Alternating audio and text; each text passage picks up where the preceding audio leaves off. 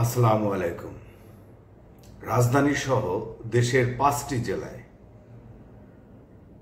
এমন কিছু ভবন রয়েছে যেসব ভবনে বেকার তরুণদের ডেকে তরুণীরা ভিডিও করেন,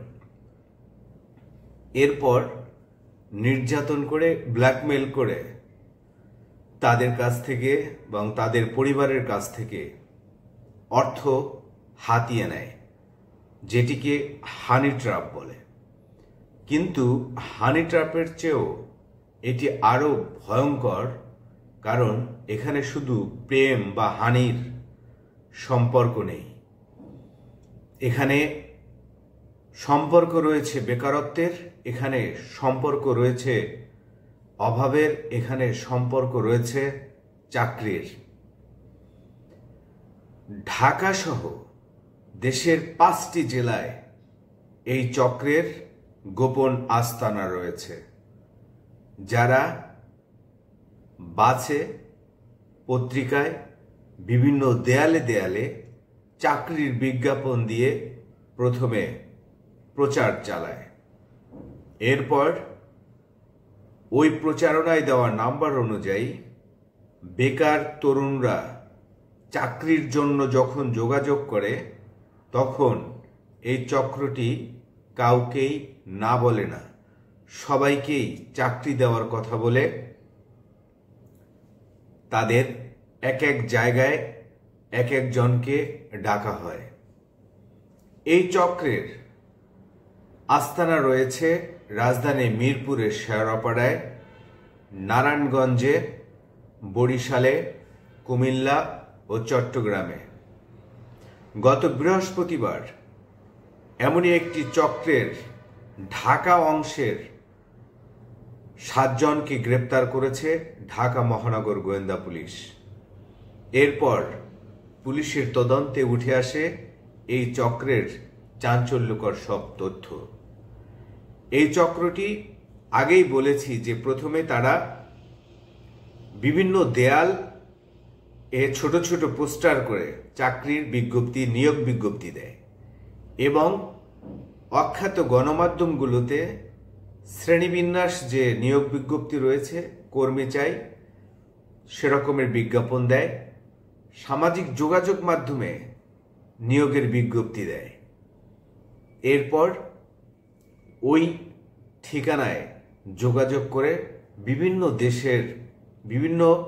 দেশের বিভিন্ন জেলার থেকে বেকার তরুণরা, তারা যখন ফোনে যোগাযোগ করে তখন বেশিরভাগ সময় সেই ফোনটি কোনো নারী বা তরুণী রিসিভ করেন এবং ওই তরুণদেরকে প্রত্যন্ত অঞ্চল থেকে ঢাকায় নিয়ে আসা হয় এবং তাদেরকে অফিসের ঠিকানা দেওয়া হয় যে এই অফিসে আপনারা আসুন, তারপরে আপনাদের চাকরির বিষয়ে ভাইবা হবে, লিখিত পরীক্ষা হবে, এই ধরনের বিভিন্ন কথা বলে তাদেরকে নিয়ে আসে।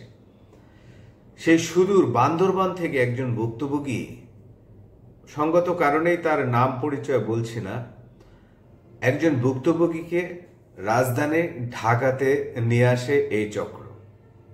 ওই তরুণ বান্দরবান থেকে চাকরির জন্য ঢাকা এসে যখন এই চক্রের সঙ্গে যোগাযোগ করে, চক্র তাকে শেওড়াপাড়ার একটি 6 তলা ভবনে যেতে বলে।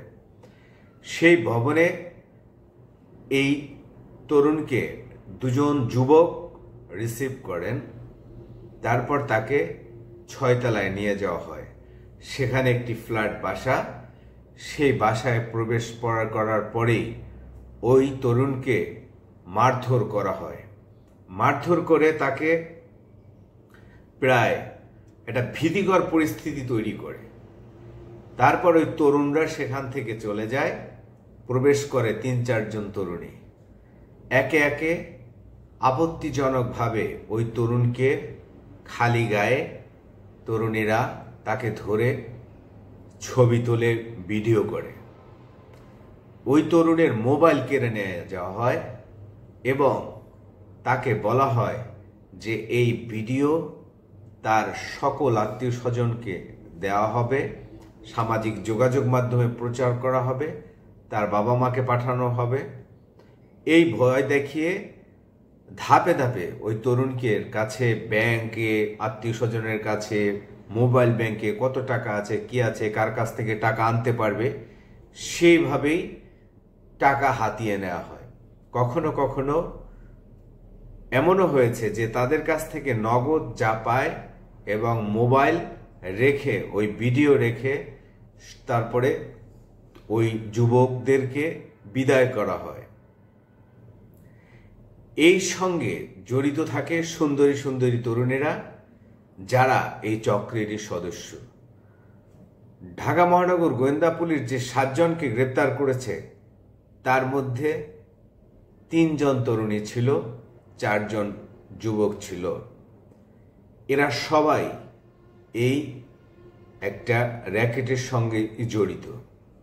এই চক্রটিকে পুলিশ যখন জিজ্ঞাসাবাদ করেছে, তখন তারা আরো ভয়াবহ তথ্য জানিয়েছে যে যখন কোনো পয়সাওয়ালা ব্যক্তিকে তারা পায়, তখন তারা তাকে ঢাকার বাইরে নারায়ণগঞ্জ পার্শ্ববর্তী জেলায় অথবা চট্টগ্রাম, কুমিল্লায় যদি কেউ যোগাযোগ করে তাহলে তাকে কুমিল্লা বা অফিসে, অথবা দেখা গেছে চট্টগ্রামে কেউ যোগাযোগ করেছে তাকে অন্য জেলায়, পাশের জেলায় নিয়ে, এইভাবে আর কি ব্ল্যাকমেইলটা করা হয়।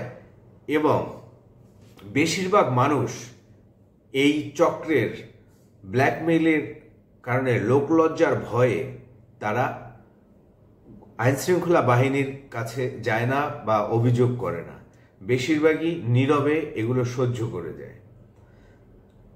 তারপরও বান্দরবান থেকে আসা যে যুবক এবং আরও এক ব্যক্তি, তারা পুলিশের কাছে বিষয়টি জানায়।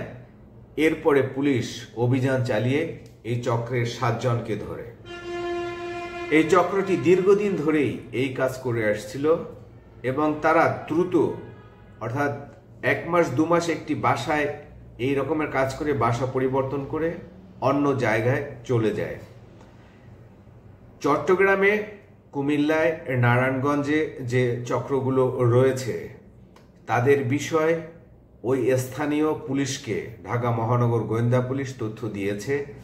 তাদের বিষয়ে কেউ অভিযোগ করলে পুলিশের সঙ্গে যোগাযোগ করতে বলা হয়েছে, তাদের পরিচয় গোপন রাখা হবে।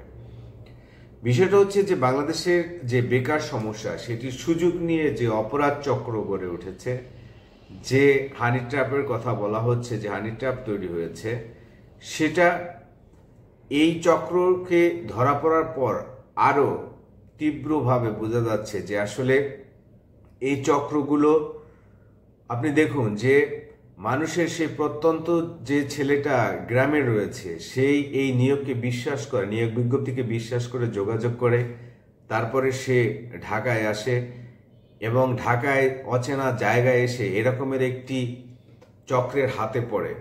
তখন আসলে তার সেই প্রতিবাদ করার মতো সাহসও আসলে থাকে না।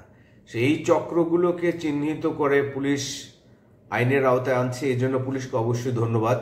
পাশাপাশি এই ধরনের চক্র অন্য যে 4টি জেলায় রয়েছে, তাদের দ্রুত গ্রেপ্তারের দাবি জানাচ্ছি। আজকের এ পর্যন্ত। আল্লাহ হাফেজ।